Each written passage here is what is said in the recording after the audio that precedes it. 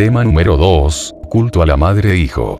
Uno de los ejemplos más sobresalientes de cómo el paganismo babilónico ha continuado hasta nuestros días, puede verse en la forma en que la Iglesia romana inventó el culto a María, para reemplazar el antiguo culto a la diosa, madre de Babilonia. Como dijimos en el capítulo anterior, después de la muerte de Nimrod, su adúltera esposa dio a luz a un hijo, del que afirmó había sido concebido sobrenaturalmente. Proclamó que este era un dios hijo, que era Nimrod mismo, su líder, que había renacido y que tanto ella como su hijo eran divinos. Esta historia era ampliamente conocida en la antigua Babilonia, y se desarrolló en un culto bien establecido, el culto de la madre y el hijo. Numerosos monumentos de Babilonia muestran la diosa madre Semiramis con su hijo Tamuz en sus brazos. Ahora, cuando el pueblo de Babilonia fue disperso en las varias áreas de la tierra, llevaron consigo el culto a la divina madre y al dios hijo. Esto explica por qué todas las naciones en tiempos pasados adoraban a la divina madre y a su hijo de una u otra forma, aún siglos antes de que el verdadero Salvador, nuestro Señor Jesucristo, naciera en este mundo. En los diversos países donde se extendió este culto, la madre y el hijo eran llamados de diferentes nombres, debido a la división de los lenguajes en Babel, pero la historia básica seguía siendo la misma. Entre los chinos, se llamaba a la diosa madre Chinkmo o Santa Madre, y se representa con un niño en los brazos y rayos de gloria alrededor de su cabeza. Los germanos veneraban a la Virgen Erta con un niño en los brazos. Los escandinavos la llaman Disa y también la presentaban con el niño en brazos. Los etruscos la llamaban Nutria. En India, la Indrani, que también era representada con un niño en los brazos, y también, entre los druidas, adoraban a la Virgo Paritura como a la Madre de Dios. La madre babilónica era conocida como Afrodita o Ceres, por los griegos, Nana, por los sumerios, y como Venus o Fortuna por sus devotos en los viejos días de Roma. Su hijo era conocido como Júpiter. La ilustración muestra a la madre y al hijo como Devaki y Krishna. Por algún tiempo, Isi, la gran diosa y su hijo Iswara, han sido venerados en la India, donde se han erigido grandes templos para su culto. En Asia la madre era conocida como Cibeles, y su hijo de Horus.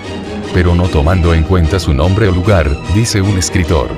Era la esposa de Baal, la reina virgen del cielo quien dio fruto sin haber concebido. Cuando los hijos de Israel cayeron en apostasía, ellos también se descarriaron con este culto de la diosa madre. Como podemos leer en el libro de Jueces 2:13, y dejaron a Jehová y adoraron a Baal y Astarot. Astarot era el nombre bajo el cual la diosa era conocida por los hijos de Israel. Da vergüenza el pensar que aunque aquellos que conocían al Dios verdadero, se alejaban de él y adoraban a la madre pagana. Pero eso es exactamente lo que hicieron. Uno de los títulos bajo el cual era la diosa conocida por los israelitas, era el de Reina del Cielo, como leemos en Jeremías 44:17-19. El profeta Jeremías los reprendió por venerarla, pero ellos se rebelaron a pesar de su advertencia, y fue así como trajeron sobre sí mismo una plena destrucción por la mano de Dios. En Éfeso, la Gran Madre era conocida como Diana. El templo dedicado a ella en esa ciudad era una de las 7 maravillas del viejo mundo. Y no solamente en Éfeso, sino también a través de Asia y del mundo entero era venerada la Divina Madre, Hechos 19:27. En Egipto, la madre babilónica era conocida como Isis, y su hijo como Horus. Nada es más común, en los monumentos religiosos de Egipto, que el infante Horus sentado en el regazo de su madre. El culto a la madre y al hijo era conocido en tiempos pasados, pues en 1747 se encontró un monumento religioso en Oxford, de origen pagano, el cual exhibe a una mujer alimentando a un infante. Así vemos, dice un historiador, que la Virgen y el Hijo eran venerados en tiempos anteriores desde China hasta Bretaña, y aún en México la Madre y el Hijo eran venerados.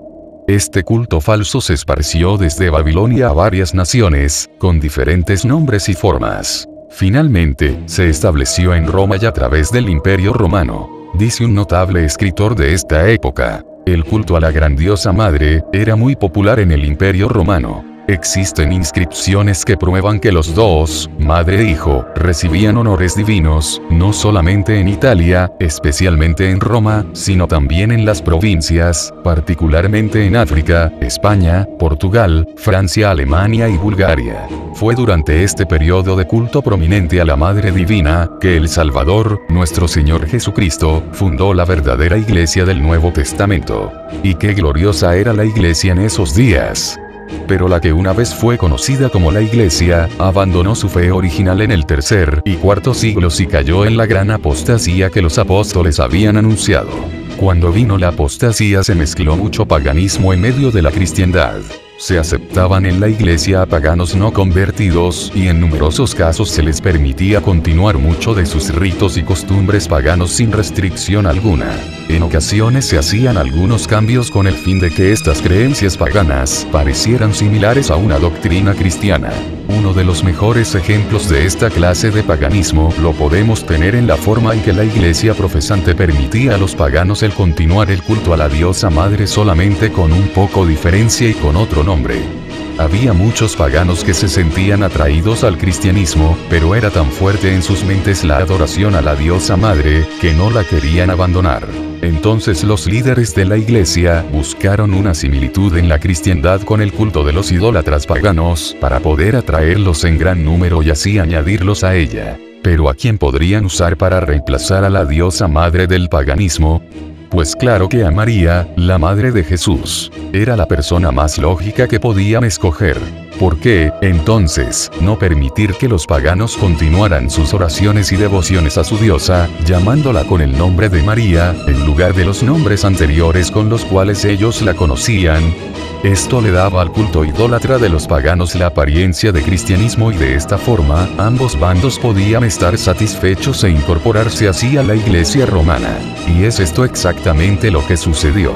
Poco a poco, el culto y doctrinas que habían sido asociados con la madre pagana, vinieron a ser aplicados a María. Así, el culto pagano de la madre continuó dispersándose dentro de la iglesia profesante. Es obvio que este culto a María no era solo la veneración que se merece la más bendita entre las mujeres, la madre humana del divino Salvador, sin que, al contrario, no era más que una continuación del viaje culto pagano a la madre. Porque a pesar de que María, la madre de Jesús, era una buena mujer, dedicada y temerosa de Dios, y fue escogida especialmente para engendrar el cuerpo de nuestro Salvador, no fue nunca considerada como una persona divina o como diosa por la verdadera iglesia primitiva. Ninguno de los apóstoles, ni Jesús mismo, dieron alguna vez a entender que se debería venerar a María. Como lo indica la Enciclopedia Británica, durante los primeros siglos de la Iglesia no fue puesto ningún énfasis en María. No fue sino hasta la época de Constantino, la primera parte del siglo IV, cuando alguien empezó a ver a María como a una diosa. Pero aún durante ese periodo, tal idolatría era denunciada por la Iglesia, lo cual es evidente en las palabras de Epifanio, quien denunció a ciertas mujeres de Tiro, Arabia y otros sitios por rendir culto a María como a una diosa verdadera, y hacerle ofrendas en su capilla. Pero unos años más tarde, el culto a María no solamente era permitido por lo que es actualmente conocida como la Iglesia Católica, sino que vino a ser una de sus doctrinas principales, y lo continúa siendo hasta hoy día. Como Roma había sido por mucho tiempo el centro del culto a la diosa del paganismo, no debemos extrañarnos de que este fuera uno de los primeros sitios donde el culto a María se estableció dentro de la Iglesia. Este es un hecho que revela abiertamente que el culto a María fue el resultado directo de la influencia pagana.